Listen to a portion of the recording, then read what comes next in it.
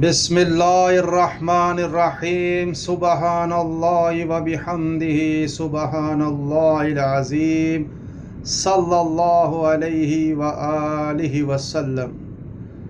نبی کریم صلی اللہ علیہ وآلہ وسلم نے فرمایا، راستوں پر بیٹھنے سے بچو۔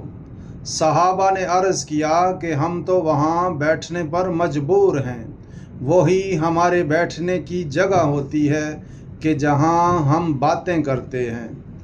اس پر آپ نے فرمایا کہ اگر وہاں بیٹھنے کی مجبوری ہی ہے تو راستے کا حق بھی ادا کرو۔ صحابہ نے پوچھا، اور راستے کا حق کیا ہے؟ آپ صلی اللہ علیہ وآلہ وسلم نے فرمایا، نگاہ نیچی رکھنا، کسی کو ایذا دینے سے بچنا، سلام کا جواب دینا، اچھی باتوں کے لیے لوگوں کو حکم کرنا اور بری باتوں سے روکنا۔